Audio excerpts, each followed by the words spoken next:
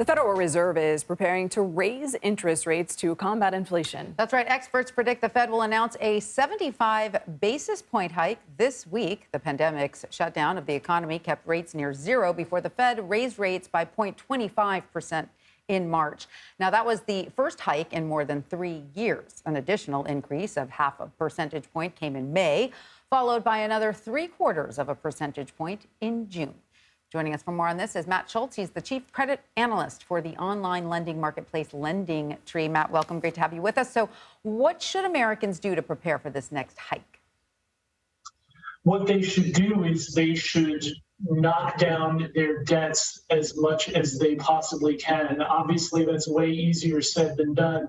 But especially with something like credit card debt, interest rates are already about as high as they've ever been. And the real troubling thing is that for all the reasons that you just ran through, that debt is only going to get more expensive in coming months. So if you don't do anything to knock down that debt, it's only going to grow. Interest rates really sting right now. How long, Matt, will inflation need to fall before Fed officials conclude it's under control?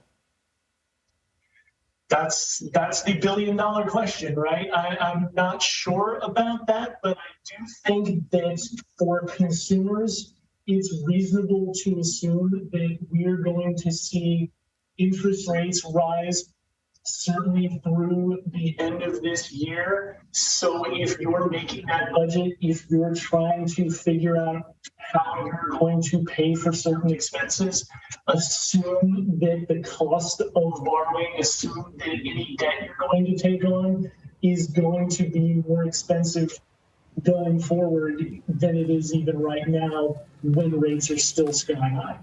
So, of course, the Fed's goal was to slow the economy enough that it cooled inflation without causing a recession, right? And economists predict that this hike will increase the odds of a recession to 40%. So what is the likelihood of the Fed accomplishing that much touted soft landing that we keep hearing about?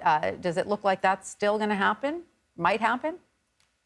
It certainly might.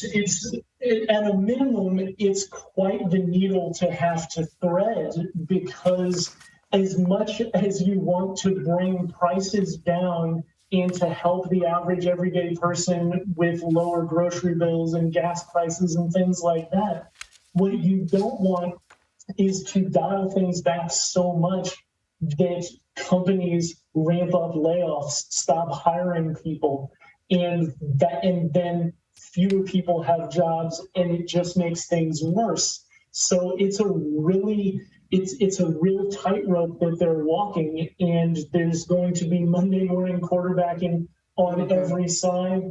But what we do pretty much know is that we're going to see rates rise through the end of this year. So people need to make sure that they knock down that debt as much as they possibly can.